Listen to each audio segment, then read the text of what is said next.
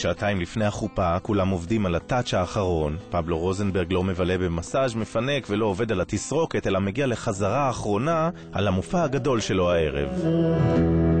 מסתובב לאט, פעם בשבילי, פעם בשבילך, כמו בומבה. אתה מעכל בכלל שאתה מתחתן היום? האמת היא שלא, נראה לי שזה סיבה ענקית היום. וזה של מישהו אחר. לדעת שאתה מופיע היום בשבילה, שאתה שר לה, שאתה מקדיש לשיר? כן, האמת היא אבל שמירי כאילו הגיעה לאיזה state of mind כזה שלא משנה איזה שיר, גם אלה שכתבתי לפני שהכרתי אותה הם עליה. אני חי כמו מלך, מתחתן עכשיו, מקבל חיבוק ונותן חיזוק, הנה בסתה. שעתיים אחרי הוא כבר חנות בחליפה וכובע ומשקיף בקנאה על סמלת הכלה הכלילה של מירי. רציתי גירלנדות 70 איש בגינה של אמא שלי, אבל היא אמרה... כנראה שלא, אצל ברדוגה זה לא מסוג האירועים שעובר. איך זה להתחתן עם זמר? כאילו, מה, את לא מקנה? הוא הולך להופעות, מעריצות, עניינים? מה לא, אחי, קנאית חולנית, מה לא, את לא קנאית? למה אתה משקר אבל? אני לא קנאית. אני להפך, זה מאוד משעשע אותי לראות. במקרה היא פתחה לי היום את ה-SMS'ים בדרך לפה.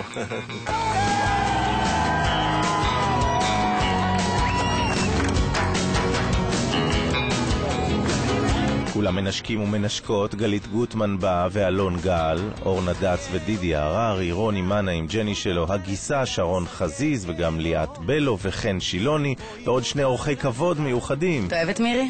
כן. מירי כבר איתנו 3.5 שנים, זה די הרבה זמן, זה הרבה זמן בעצם. ואני מתרגש גם. כמו עוד אמא כזאת? כן, כמו עוד אמא, בדיוק.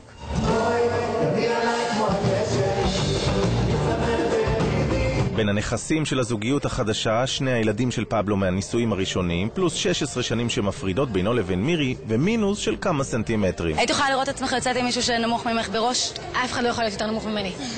את יודעת, אז מעולם לא נתקלתי בבעיות. מותק, הרי ששוכבים כולם באותו גובה, וזה מה שמשנה. את עתית יוצאת עם מישהו שנמוך ממך באיזה ראש וחצי?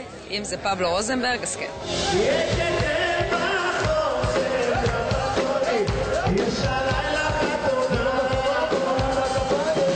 גם שר החוץ לשעבר שמכיר את החתן עוד שהיה ילד בבית שאן, בא לחגוג. ראית איזה קלה יפה יש לו?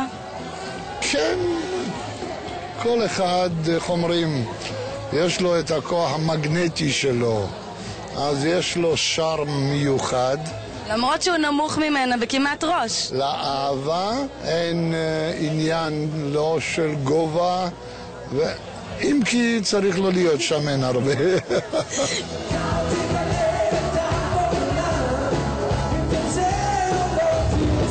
אז מאהב לטיני, זה נורא אין עכשיו. הכי על בעל לטיני.